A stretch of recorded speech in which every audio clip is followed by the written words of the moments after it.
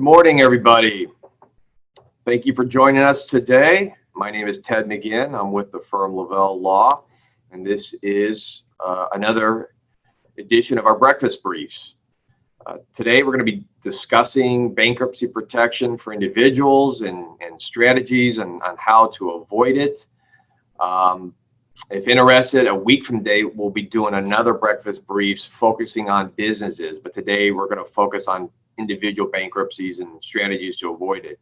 Lavelle Law, we are a full-service law firm. Our main office is in Schaumburg. We also have an office downtown in Chicago. We handle a wide range of legal services, including litigation, estate planning, corporate compliance, corporate transactions, family law, and then, of course, we do spend time in bankruptcy and dealing with tax problems and those issues. So we'll talk about those today. We have a great panel for us today. Josh Nesser will be speaking, as well as Steve Magala and Tim Hughes. Now, as far as today's format, each one of us will be taking a topic and we'll be presenting. And if you have questions that occur to you throughout the presentation, I would encourage you to type in your question on the Q&A prompt on the Zoom portal. And then at the end of the presentation, we'll do our best to address as many of those questions as we can and the best way that we can based upon the time that we have. So I'm going to get started. We're going to talk about, first of all, I want to give you a bankruptcy overview.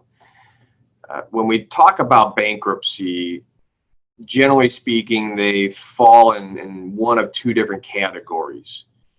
One, you have a Chapter 7 liquidation, and then the other is a Chapter 13 reorganization. So the difference between the two is just the concept between the bankruptcy. With a Chapter 7 liquidation, generally speaking, the debtor will be giving up their valuable assets, and in exchange, their debts are wiped away.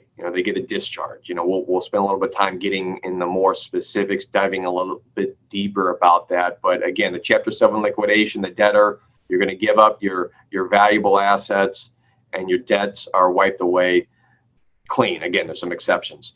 A Chapter 13, on the other hand, is a reorganization. And with a Chapter 13, the debtor is not giving up its assets. However, the debtor is required to propose a Chapter 13 plan, and as long as the debtor complies with that plan, they will receive a discharge, and their debts will be wiped away, subject to certain exceptions, which again, we will talk about later. Now, avoiding bankruptcy, you have what is known as kind of debt consolidation workout, and what that means is that you're going to work with your creditors, propose some sort of settlement with them.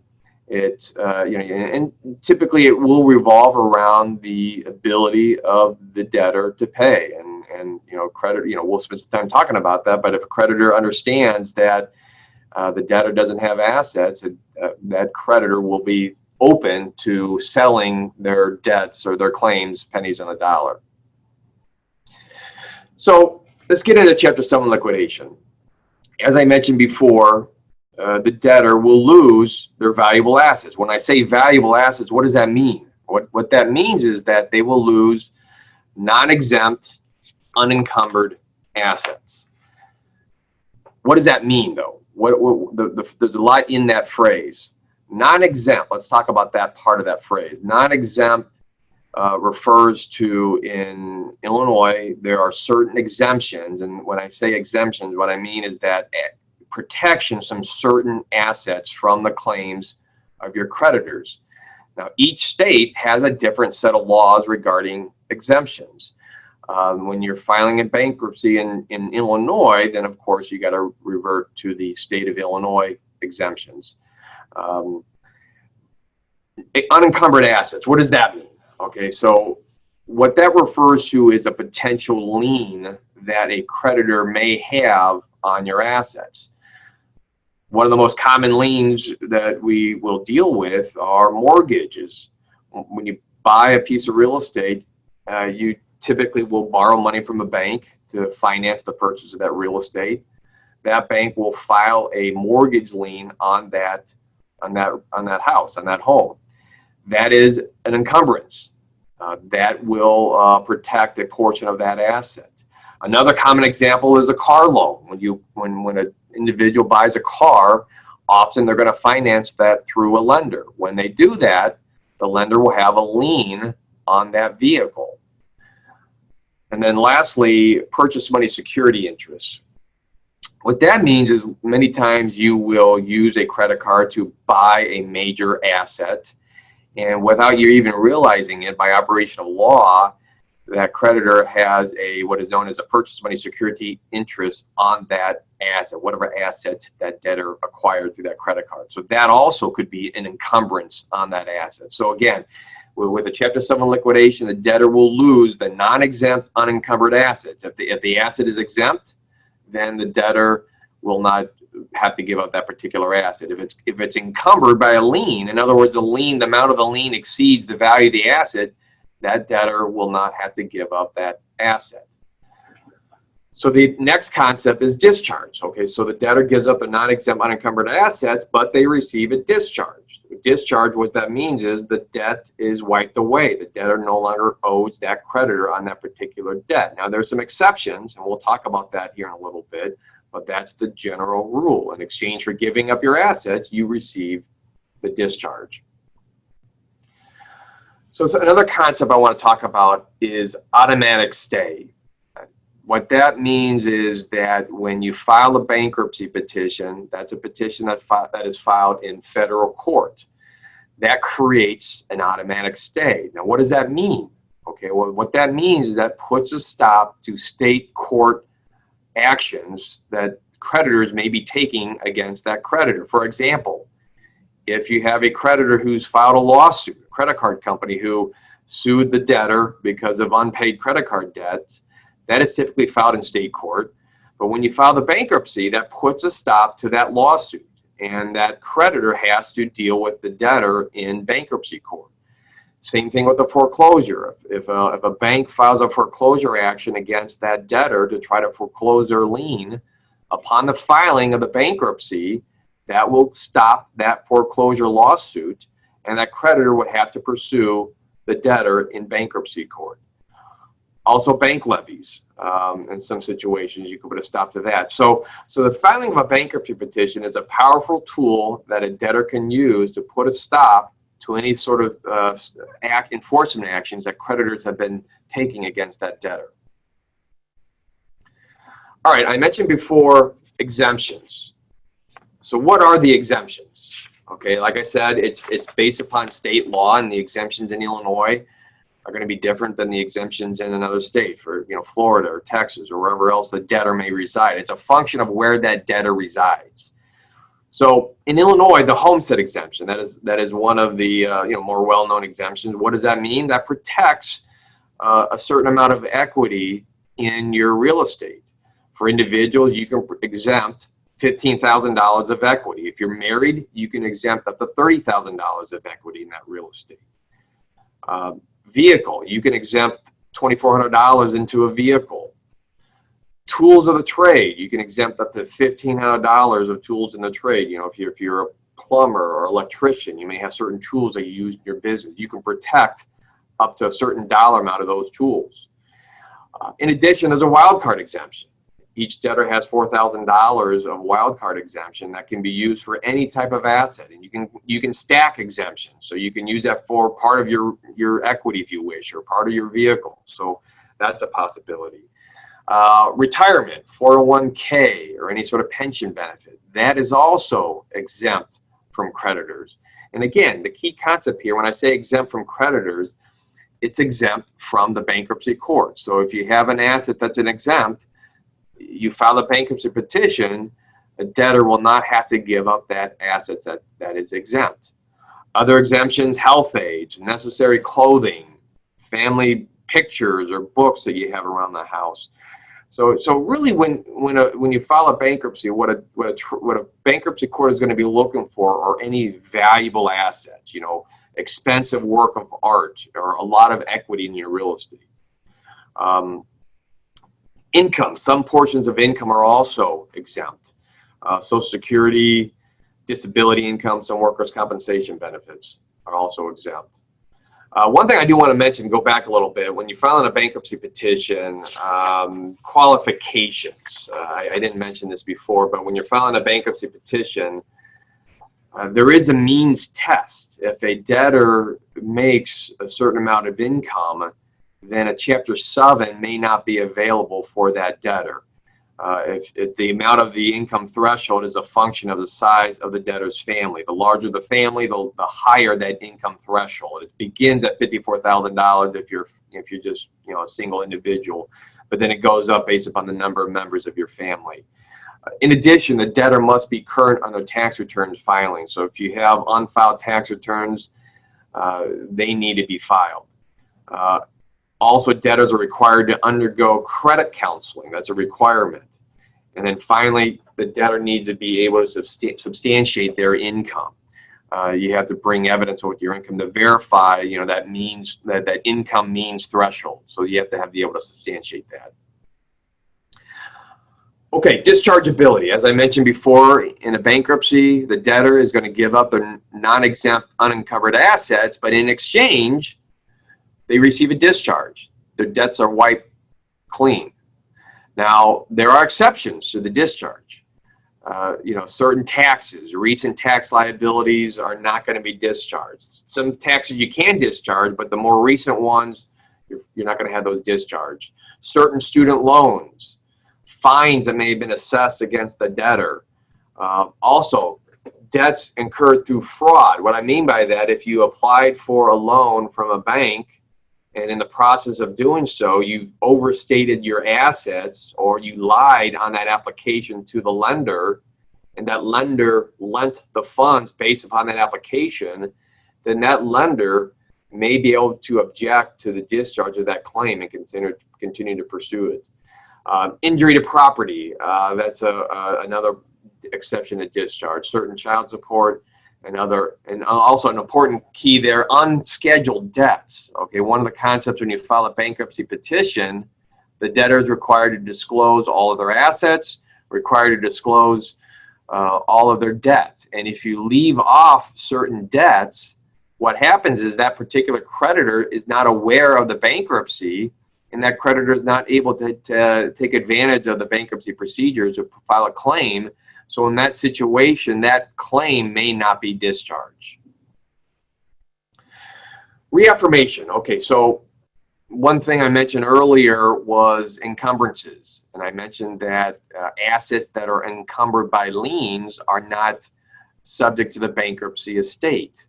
What that means then in that situation, that lender who has a lien on your home, for example, that mortgage loan, they don't, the loan would not be subject to the bankruptcy estate. However, that lender has a right to take that asset and foreclose that lien. They have to lift the automatic stay, of course, which I mentioned earlier, but they have the right to do that. What a debtor is going to want to do in that situation is obtain a reaffirmation agreement with that lender. What that means is that, notwithstanding the bankruptcy petition, the debtor is going to reaffirm that debt, that loan due to that lender, and in exchange, the lender will allow the debtor to keep the home.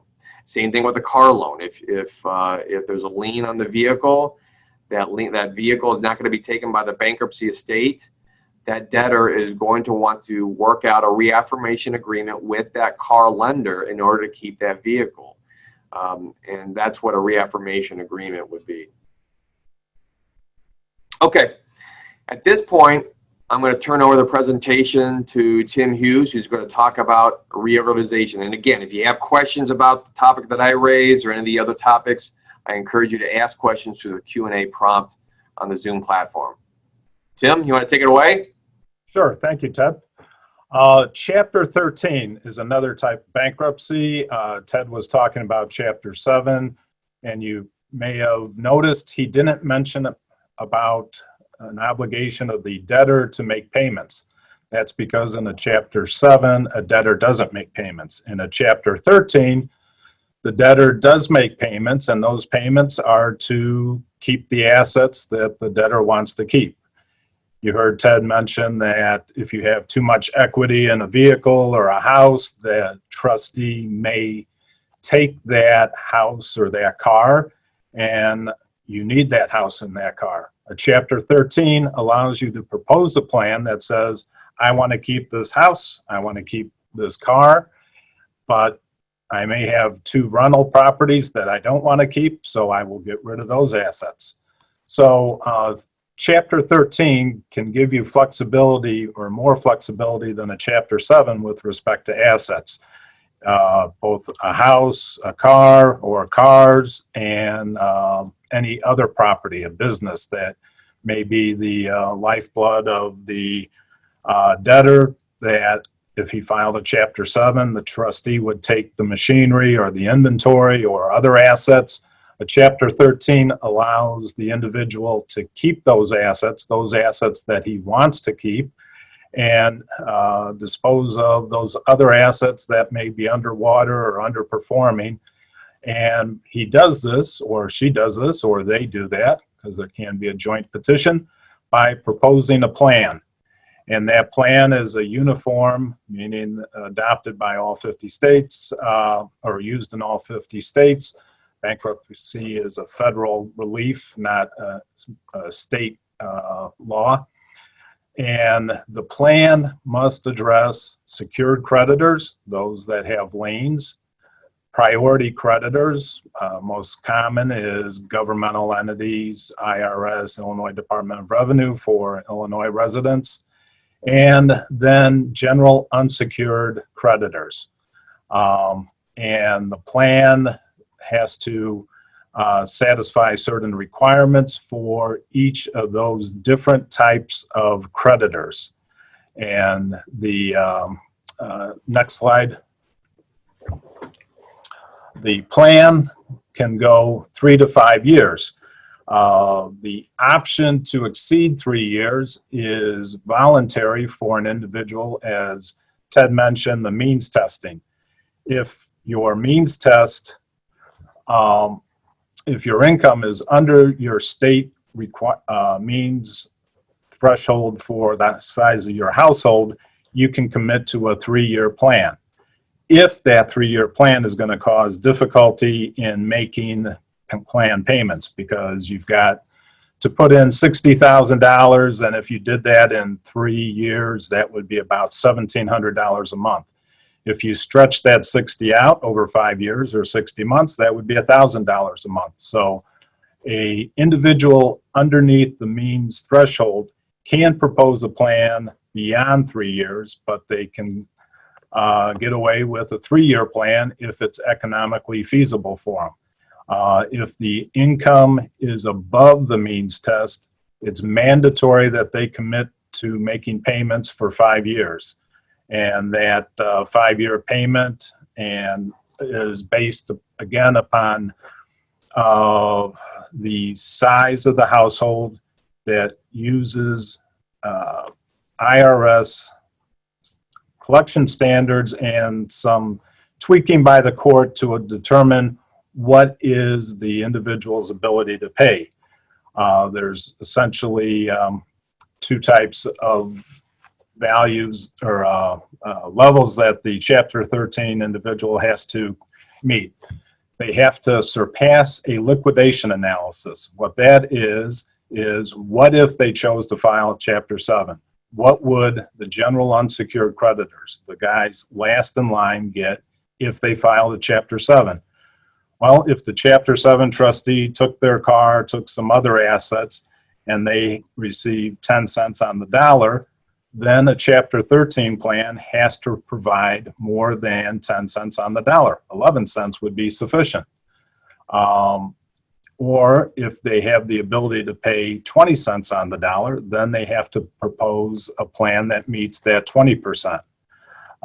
The ability to pay is reviewed by not only the court, but by a Chapter 13 trustee who is looking out to see that the debtor's plan complies with all the requirements of the bankruptcy code. And the Chapter 13 trustee is the one who will be the dispersing agent for the bankruptcy plan. The debtor submits a plan to the court, and the court will review it and hopefully confirm that plan, or the debtor can propose amendments to that plan, modified plans, and eventually get a plan confirmed. Once the plan is confirmed, then the Chapter 13 trustee has the ability to then disperse out pursuant to that plan.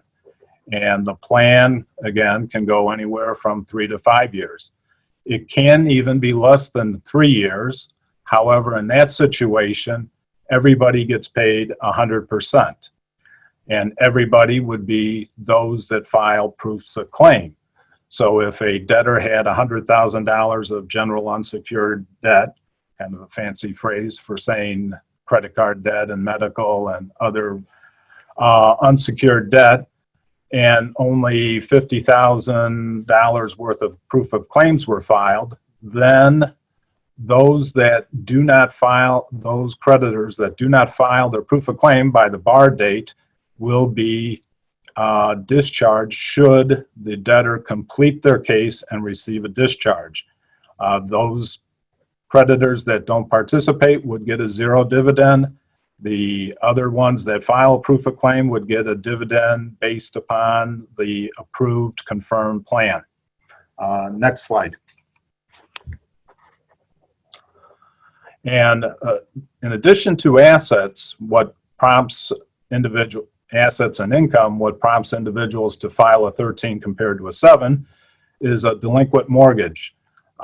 If a individual, because of a job interruption, medical issue, or something falls behind on a mortgage, the lender files a foreclosure and they try to do a modification or some other workout, and that doesn't succeed, and the mortgage is 10, 20 months behind, it's very difficult to catch up on 10, 20 plus months of mortgage arrears. So a Chapter 13 allows the individual to be able to resume making mortgage payments after they file their petition, and then on that mortgage arrearment, make payments over a 3 to 5 year period to satisfy that cure that mortgage arrears. Similarly, a car could be behind 3 months. And if a car is behind that far behind, a lender is going to be trying to repo the vehicle, or even if they repo the vehicle, but before they sell it, a Chapter 13 through the automatic stay that Ted had talked about cannot go to proceed to sell that vehicle. And in fact, because of the automatic stay, must return the vehicle to the debtor. The debtor's plan then must address curing the car arrearage and also make the future payments pursuant to the car note. Another reason for filing Chapter 13 is taxes. Sometimes individuals have tax liabilities that are way beyond their ability to pay because of penalties and interest and other life events. And the IRS, or the Illinois Department of Revenue, are difficult in working with the taxpayer on a repayment plan or an offer in compromise. A Chapter 13 could force an installment agreement upon the tax entity, and the tax entity would have filed their proof of claim, and their claim can be chopped up into 3 different categories. It could be secured if they filed a lien as to equity that isn't already encumbered, that the taxpayer owns. It could be priority if it's within 3 years, or a type of tax that would not be dischargeable, and or it could be dischargeable, where the individual would only maybe pay 10 cents on the dollar for the general unsecured non-priority portion of those taxes. So taxes are another reason for an individual or couple to file Chapter 13. Next slide.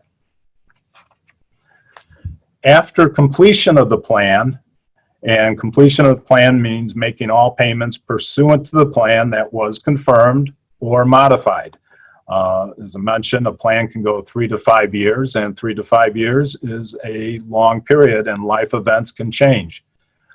It's possible under a Chapter 13 plan, if life situations occur, that the plan can be modified, either lowering the dividend to general unsecured creditors, putting a deferment on payments, but whatever plan has last been approved, that plan it has to be completed and satisfied by the court or by the debtor to get a discharge, in which case then the general unsecured creditors that did not file a claim will be barred. They'll be their claim will be enjoined by the bankruptcy discharge. Those that did participate in a bankruptcy through the filing of a proof of claim will have to be satisfied with the amount that they received pursuant to that confirmed plan. Next slide. Post-bankruptcy, the impact of bankruptcy on a credit report is that for Chapter 7, it will stay on the credit report for 10 years. For Chapter 13, 7 years. Most derogatory comments, a mortgage foreclosure, a lawsuit, late payment, stay on the credit report for 7 years. So a Chapter 13 is akin to a derogatory comment of a mortgage mispayment or a lawsuit or federal or state tax lien. The Chapter 7 stays on the credit report for 10 years. However, our office talks to bankers a lot, and they say that debtor's ability to obtain a conventional mortgage could be as soon as 2 to 4 years after the discharge in a Chapter 7. The 2 to 4 range depends upon a multiple of factors, but the key one is whether the individual makes 24 on-time monthly payments after the discharge. If they don't have a car note or mortgage and have no other secured debt where they're making payments after the order of discharge, then their ability to qualify for a conventional mortgage may be 4 years as compared to 2 years. Also, the discharge has an impact on ability to refile. If you file a Chapter 7 bankruptcy, you cannot file Chapter 7 again for 8 years. If you file a Chapter 13, you can file and receive a discharge. You can get another filing after 2 years. However, you can file a Chapter 13 at any time after either bankruptcy and not receive a discharge. And the benefit of that may be that an individual wanted to eliminate a lot of general unsecured debt and then address a mortgage that's in arrears by a tremendous amount. Chapter 7, from start to finish, may go 4 months as compared to a bankruptcy, which may go 3 to 5 years. So filing a Chapter 7 to eliminate a lot of general unsecured debt and then immediately filing a Chapter 13 while not allowing for a discharge can allow for a plan to be confirmed, and that plan can then address a mortgage that is in arrears or a mortgage that's unsecured. Next slide. All right, Tim, thank you. So many times, if a debtor is dealing with a particular single issue, there's some strategies you may want to avoid filing a bankruptcy because, as Tim mentioned, it's going to impact your credit for a number of years. So if you could avoid filing a bankruptcy by working it out with a single creditor or a single group of creditors, that's something that you should consider. Mortgage forbearance, if you're dealing with a delinquent mortgage loan, you may want to try to work something out with that mortgage lender. Again, tenant evictions is another area. Taxes is again, there's some strategies, and Josh Ness is going to talk about taxes and how to deal with taxes and credit cards. I want to talk about credit cards real quick. We've been involved with trying to work out situations with any of these particular lenders, including credit cards, the one concept you need to work with as a debtor, you need to be prepared to disclose to those creditors the assets of that particular debtor, and you have to be able to demonstrate to that creditor that the offer that you're making, whether it's pennies on the dollar, 10 cents on the dollar, or maybe a lump sum amount, that creditor is better off accepting that than to force that debtor into a bankruptcy. It's a liquidation analysis is really what it stems from. I mean, you have to be able to present to those creditors a proposal that makes logical sense for those creditors to accept. In addition, I would also add what is very attractive, especially if you're dealing with a single creditor, is if you have a lump sum amount that you can offer, even if it's less than the full amount, a creditor, again, looking at the possible ranges of outcomes, may feel compelled to accept less than the full amount. They understand that if they don't accept and don't compromise, that debtor may not have any choice but to file a bankruptcy. And if they file a bankruptcy, that creditor will get far substantially less than what they would otherwise receive by settling with that particular debtor. So I want to turn it over to, at this point, Steve Magala, who there's been a number of recent changes in state law and federal programs providing aid to debtors dealing with various mortgage and tenant eviction issues. Steve, you want to take it away? Thanks, Ted, and good morning, everybody. I want to start off my segment with an interesting statistic I read actually in this month's Kiplinger's Personal Finance magazine, and that's this. As of mid-April, 6% of mortgages were in forbearance, according to the Mortgage Bankers Association. I thought that was pretty remarkable, and I'm sure it's probably gone up since then. So that's, I thought it was pretty interesting. On mortgage forbearances, the recent CARES Act has some provisions regarding mortgage forbearances, and the threshold requirement, as you see here on the slide, is really there has to be a government-backed mortgage involved. So, FHA, Fannie Mae, Freddie Mac, something that's federally backed. And I'd say about half of mortgages that are out there are meet that requirement. So if you meet that requirement, then it really breaks down in terms of what size occupancy does the loan have in terms of what it's rated for, and so that that relief depends on if it's 1 to 4 families or more than 4 families. Next slide. All right, so for 1 to 4 families, it's really simple. All you have to do is contact your loan servicer and just let them know that you're experiencing financial hardship due to the coronavirus pandemic. In that case, you'll get up to 180 days of forbearance, and with a one-time right for an additional 180 days. During this period, interest can continue to accrue. However, there are no extra fees that can be imposed by the lender. And the last bullet point there, you'll see there was a foreclosure moratorium, but that expired in May. Next slide. All right, so for multifamily loans, those with occupancies of more than 4 families, it's a little bit more complicated. So not only do you have to submit the written request for forbearance and claim financial hardship, but here you have to be current on your payments as of February 1st, 2020. So there's 2 requirements there. And then if you qualify, the forbearance period here is a little bit shorter. So you're looking at 30 days with an extension option for 2 additional 30-day periods. And so again, you have to make those requests timely, 15 days prior to the expiration, as you can see in the slide. Next slide. And for these multifamily loans, there are additional borrower prohibitions. So during the forbearance period, the borrower can't pursue evictions of tenants, and they can't charge late fees or penalties for the non-payment of rent and impose those on their tenants.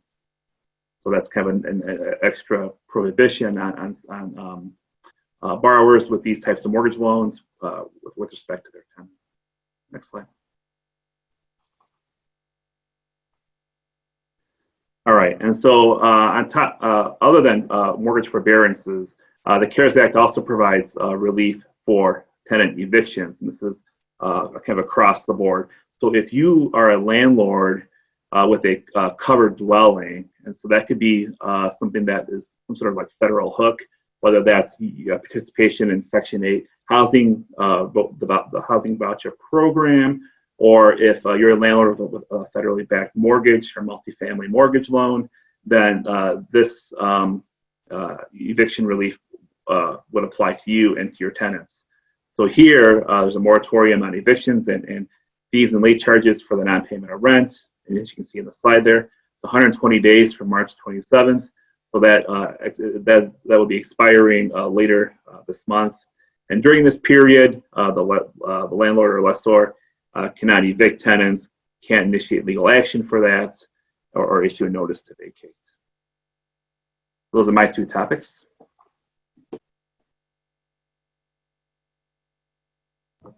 How's everybody doing? All right. Yeah. Thanks. Well, thanks, Steve, for that. I'm going to, at this point, bring in Josh Nesser. Josh handles a lot of our IRS tax issues. So Josh is going to talk about some strategies that can be used by a debtor dealing with just a tax issue. Again, if the file of bankruptcy, I mentioned before, taxes being discharged, not all taxes are dischargeable in bankruptcy. If you're just dealing with an IRS tax problem, there's some strategies that you can consider to avoid the bankruptcy. Josh, go ahead, take it away.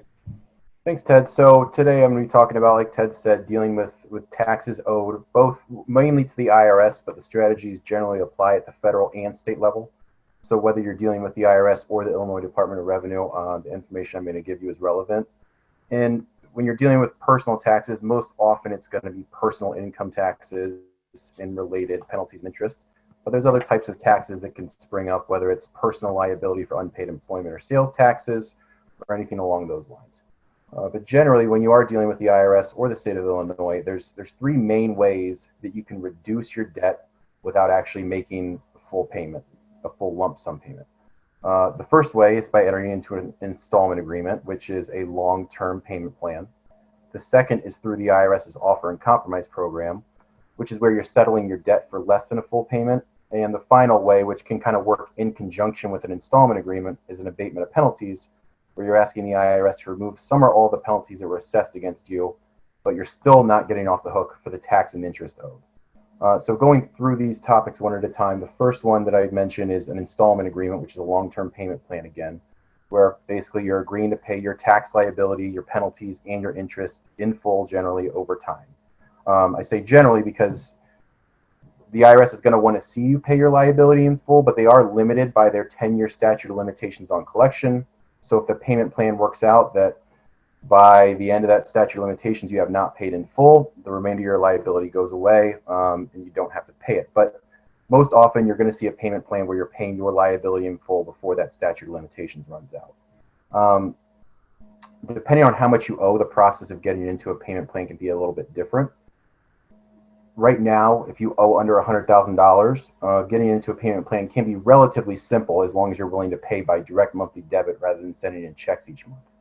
The IRS is not going to require any financial information from you. And as long as your minimum monthly payment will satisfy your liability in 84 months or less, and that comes down to 72 months or less if you owe under $50,000, and before that statute of limitations runs out, it's a fairly simple process. It becomes more difficult if you can't afford those minimum monthly payments, meaning you can't afford to pay in full over 84 months or 72 if you owe less than $50,000, or if you owe more than $100,000. In that case, the IRS is going to require you to provide them with a detailed financial statement with supporting documentation to make sure the information you're giving them is accurate. And then the monthly payment amount they're going to expect you to pay is a function of your net monthly income, what you earn each month, less what you spend each month, looking through the eyes of the IRS. They're only going to give you credit for expenses that they determine are reasonable and necessary. So depending on where you live and how big your family is, they might only take a portion of your mortgage payment or a portion of your car payment into account when figuring out how much you can afford to pay each month, which obviously can be problematic. When you are in a payment plan, the good news is that a hold is placed on most all collection action. Though if you do owe more than $25,000, the IRS is going to file a federal tax lien against you, which essentially is a public record of your tax debt, and it's going to make it harder to sell properties such as a home. So just kind of summing up, the pros of entering into a payment plan are that it can be a relatively simple process depending on how much you owe and how much you can afford to pay each month. And it puts a hold on most IRS collections, so the IRS is going to be off your back as long as you're in that payment plan. The downside is, unlike some other strategies, you are generally going to pay the IRS in full. You're not going to get a discount off of what you owe. Another con, like I said, a lien is going to be filed, which is not ideal for many different types of circumstances. And again, if you owe more than $100,000, or if you can't afford to make the monthly payments they expect you to make, it's a more complicated process where you have to provide them with detailed financial information. So that's the process of getting into a payment plan. The next one, and probably the strategy we get the most questions about, is an offer in compromise. Again, an offer in compromise is where you're proposing to sell your liability for less than full payment. Now, not everybody is going to qualify for an offer in compromise. To be eligible to file an offer in compromise for the IRS to consider it, the first thing you need to do is to demonstrate to the IRS that you don't have the ability to pay your liability in full over time, both by liquidating the assets that you own and entering into a long-term payment plan. So to prove that to the IRS, you're going to have to submit that same type of financial information and supporting documentation I mentioned when I was talking about installment agreements. Outside of exceptional circumstances, if after reviewing that financial information, the IRS believes they can get paid in full before that statute of limitations runs out, they're not going to consider a settlement offer. Their thinking is, if we can collect in full, why are we going to forgive anything? If the IRS agrees that you can't pay in full over time, then a settlement is available, and there's some real potential savings there. The question becomes, what is an acceptable settlement amount? That settlement amount is a function of A, the equity in your assets, and B, your net monthly income, which is going to be multiplied by 12 months or 24 months, depending on the offer terms that you select. Again, this calculation is going to stem from that financial statement you submit to the IRS. They're going to review it. They might disagree over certain things, but eventually, hopefully, there's going to be some type of agreement as to what your financial circumstances are, and that is what is going to be used to calculate an acceptable offer amount. One thing people often misunderstand is that it's really irrelevant how much you owe if you can prove to the IRS that you cannot afford to pay that amount in full. Whether you owe $100,000 or $1 million, if your financial statement shows that the IRS can only collect $50,000 over time from your income and your assets, that's going to be the offer amount. So it's really a function of what you can afford to pay, not what you owe. A lot of people say, well, does the IRS accept 10% down, a 10% settlement or a 20% settlement? It just doesn't work like that. It's not a defined settlement program where they will always accept a percentage of your total debt. Again, it's more based on what you can afford to pay. So if you and the IRS do agree on an offer amount, once that offer is paid in full, your remaining liability is written off, which is obviously the big benefit of an offer in compromise. One thing to keep in mind is, while the IRS generally cannot revoke an accepted offer, there are certain circumstances under which they can.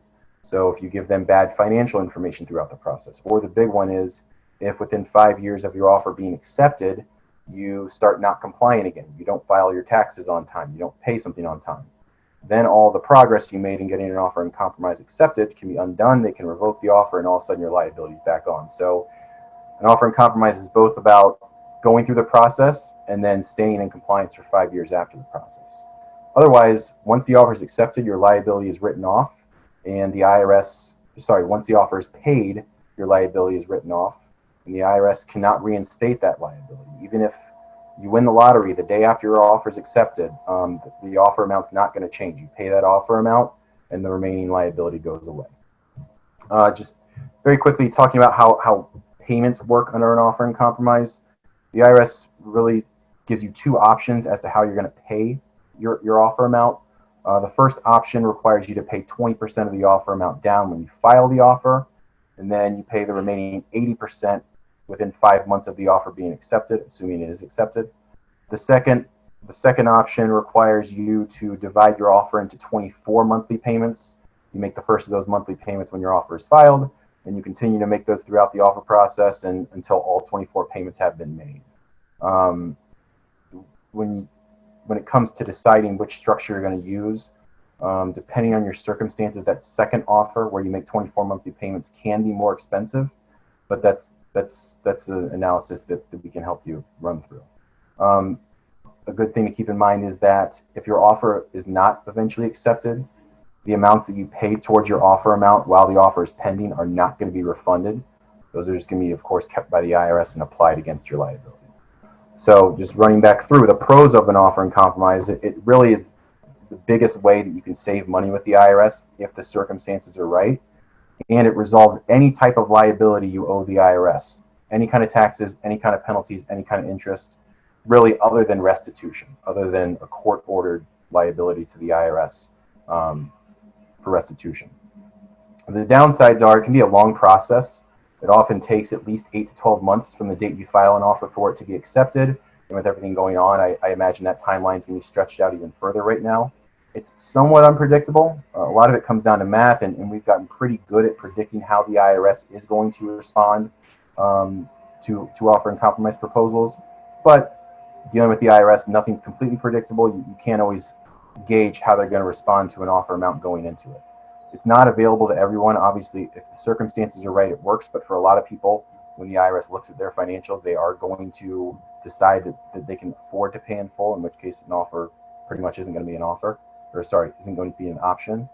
And your success can be undone by non-compliance after the offer and compromise is in place. And this goes for a lot of resolutions you enter into with the IRS, but with an offer and compromise, it's significantly harsh because you can get a lot of money forgiven and then all of a sudden reinstated if you run into more financial trouble. So that's the settlement process. The last topic I'm going to talk about is an abatement of penalties, which again is where you're asking the IRS to remove certain penalties that were assessed against you. There's a lot of different kinds of penalties the IRS can assess. Normally, the penalties you're going to see arise from either filing a return late or paying your taxes late. Both of those result in the accrual of penalties, which can get pretty high pretty quick. If you file late and you pay late and you let those penalties get to their maximum, they can increase your liability by as much as 50% with interest on top of those penalties. So the IRS's penalties can be pretty harsh. There's two types of penalty abatement we use. The first is called first-time penalty abatement. And this is the IRS's kind of get-out-of-jail-free card. And what their rule says is that if you go 3 years without being assessed a certain type of penalty, and the next time you get hit with that penalty, as long as you're in compliance in other respects, you can ask the IRS to waive that penalty and they'll do it. So essentially, every 3 years you comply, the next time you get a penalty, the IRS will take it off. But of course, once you use it once, and you can't use it for another 3 years. But it's a straightforward process. There's not much of a gray area to it. If you qualify, you qualify. If you don't, you don't. And the IRS is pretty good about granting that relief where it's due. The second type of penalty abatement is where you are requesting a penalty abatement based on what's called reasonable cause. Here, you're trying to convince the IRS you shouldn't be penalized for paying or filing late because whatever you did wrong was due to some sort of circumstances outside of your control and occurred despite you taking all the actions reasonably necessary to do what you were supposed to do. Typical reasonable cause type circumstances include a long-term illness. Maybe you're in the hospital for 7 months, and because of that, you couldn't file your return on time. Or destruction of records. You lost all your records, and you did your best to recreate your return, but it wasn't perfect, so you didn't pay something on time. Obviously, there's a lot of circumstances going on in the world right now that people might use as a basis for requesting a reasonable cause abatement. We'll have to see how that plays out, but I would hope the IRS would be understanding on that end. But to be honest, the IRS is pretty reluctant to agree that reasonable cause exists. More often than not, they are going to reject penalty abatement requests. That doesn't mean you shouldn't try to go that route, but it means if you are going to go that route, it's important to do it right the first time, because if you don't put these requests together the way the IRS wants to see them, or you don't do a good job of making your case, there's little likelihood of success. So just circling back on penalty abatements, the pros, again, it's another way to save money. Penalties can be huge, and if the IRS agrees to remove them under either first-time abatement or reasonable cause, there's good savings there. The cons are that the IRS's response to a penalty abatement request is very unpredictable. I would say even more unpredictable than an offer and compromise, just because there's so much discretion in the IRS's review of these requests. And in at least my experience, there's a lower likelihood of success. The IRS just does not want to forgive penalties because a lot of times they don't agree. They often look at your situation and say you could have done something different to pay on time and file on time. So it's just a tough way to be successful. But if you can get into a payment plan and get penalties abated, that's kind of a second best resolution to getting an offer and compromise accepted. So, and like I said, I'm speaking mostly to the IRS, but if you're dealing with the Illinois Department of Revenue, these same general strategies are available. There are obviously different procedures and different requirements, but both levels, you can get into a payment plan, you can propose a settlement offer, you can request a penalty abatement. And that's all I have on the subject of taxes. All right, thank you, Josh. Okay, credit cards. As I mentioned before, I did talk about this, and this gets into the liquidation analysis, global settlement. Again, the concept is you're going to reach out to credit cards and present to them a plan, a settlement proposal that is more attractive to that credit card company than what it would be if the debtor filed a bankruptcy.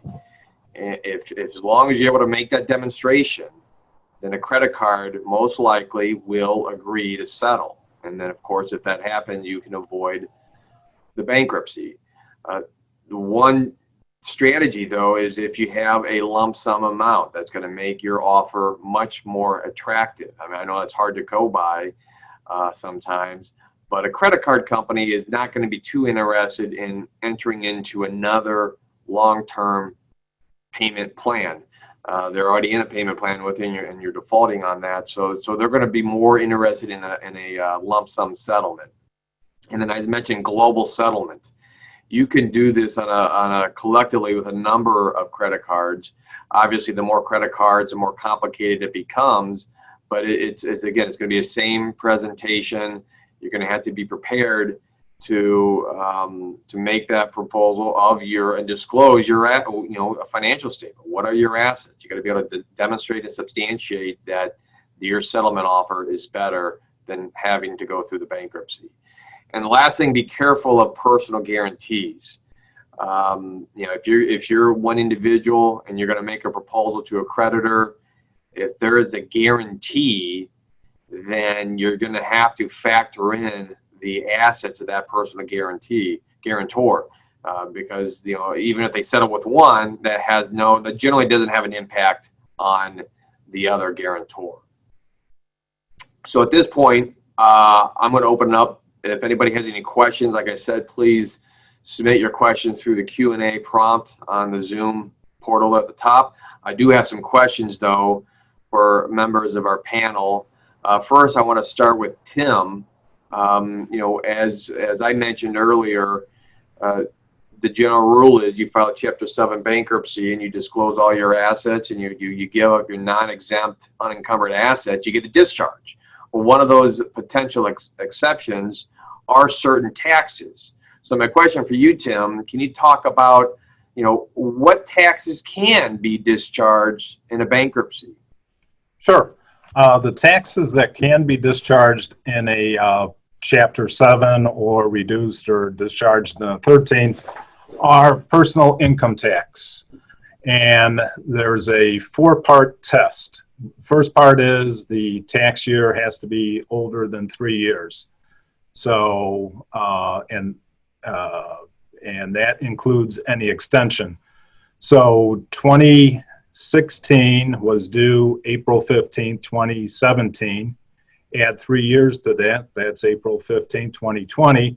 So 16 could be discharged if you meet all the other conditions, and if you did not file an extension. If you filed an extension, it wouldn't be dischargeable until October 16, 2020. In addition to the tax year being older than 3 years, the tax return must be filed at least 2 years before the bankruptcy case is filed. And kind of as Josh mentioned, file every year. But occasionally some people do not file, and if the return is bulk filed with some other years, if it hasn't been in the hands of the IRS for at least 2 years, that particular year will not be discharged. You could have other years that are and 1 or 2 that are not. The third test is that the IRS must have been able to make the assessment at least 240 days prior to the bankruptcy petition filing date. This is pretty straightforward and met if the return is filed timely every year, or even if it's filed late and you wait the 2 years, that assessment will be made. If the IRS were to make a substitute for return, meaning that they're used to a taxpayer filing each and every year, they don't get a return, so they prepare a return for the taxpayer based on 1099 or W-2 information. That particular tax year or years, if there's multiple substitute for returns prepared by the IRS, will not be dischargeable. The fourth factor for those income tax years to be dischargeable is not as objective as the first 3. 3 years old, 2 years filing, a 240-day assessment. The fourth factor is the liability cannot have been accrued as a part to defraud the government. So that you kind of know it if you see it. So, but that is something that would have to be looked at, why the liability accrued over such a long period or in such a large amount. Thank you, Tim. One other thing I would add is, employment taxes, withheld employment taxes would also not be discharged in bankruptcy. And Josh, maybe for the purpose of everybody can understand, can you explain when I say employment taxes? I mean, we're talking about individuals here today, but where does employment taxes, where does that come into play in this sort of analysis? Josh? Yeah, employment taxes are one of the few areas where the owner or principal of a corporation or an LLC can be held personally responsible for the company's debt. So with employment taxes, you have the portion the employer pays out of its own pocket and the portion that it withholds from its employees' pay and is supposed to pay that over to the IRS. When employment taxes don't get paid, the IRS and the Illinois Department of Revenue can do an analysis and investigation to determine which person within that company, generally it turns out to be the owner, the president, whoever's in control of that company, who was in control and who had responsibility for making sure those employment taxes got paid. Once they figure out who that person was, they can hold them personally responsible for that employee portion of the employment taxes. You'll hear it called the trust fund taxes. So at the IRS level, it usually works out to be somewhere between, 70-80% of the employment tax liability. At the state level, since all employment taxes come out of employees' pay, it's 100% of the liability. That's a liability that will be owed by the individual along with the company, and those trust fund taxes cannot be discharged in bankruptcy. They can be resolved through an offer in compromise like I was talking about. Okay, thanks, Josh. So if you have an individual that is facing employment taxes, an employment tax liability, but they also have credit cards, I mean, can maybe Josh or Tim, maybe Tim could comment on this, you would do a bankruptcy and an offer in compromise, or what would be the procedures or the order in that situation? Well, if you file a bankruptcy while an offer in compromise is pending, the IRS will reject the offer in compromise. So you do have to address the two issues appropriately. And it may be better to file the bankruptcy first so as to get a trustee's determination that there are no assets, and then also not have to worry about credit card minimum payments or collection companies while you deal with an IRS revenue officer or offer specialist in evaluating the offer in compromise. Right, exactly. And then also, as I mentioned earlier, the automatic stay. So if you're dealing with an IRS problem, the IRS is trying to collect that tax liability. If you file the bankruptcy, that creates an automatic stay, so you don't need to worry about the IRS levying your bank account or taking other enforcement action while that bankruptcy is pending. And then once the bankruptcy is over with, then you can proceed to submit your offer in compromise. And actually, similar to an offer to automatic stay, when you submit an offer in compromise, the IRS will generally stop any collection action and allow you to go through the offer in compromise process.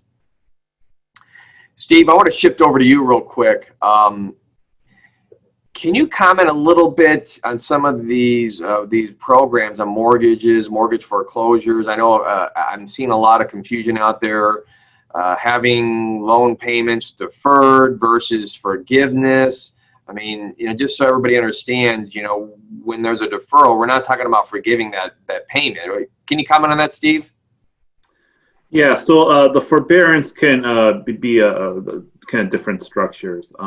Generally, interest is going to continue to accrue, and then that arrearage, the amount that's forborne, it could be repaid in a variety of ways. It could be the term could be expanded, and that arrearage could be applied on the back end. Payments could be recalculated to make up for that arrearage. So there's some flexibility there that the servicers have with respect to how that arrearage is applied.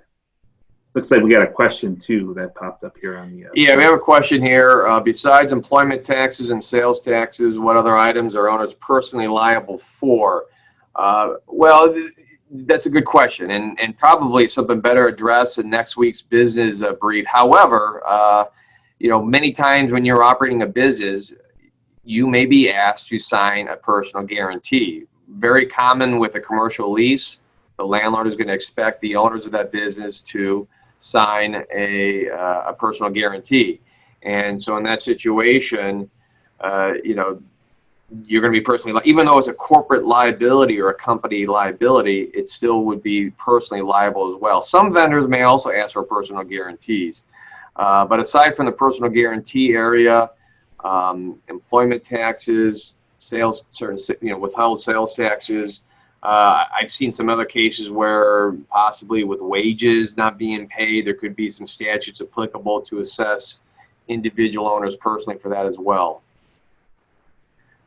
I would add to that the concept of limited liability with respect to your business entities, just to make sure you maintain that limited liability, to keep your books and records separate, don't commingle your personal funds with your business funds and things like that, to ensure that these creditors can't come after you personally for what are otherwise business.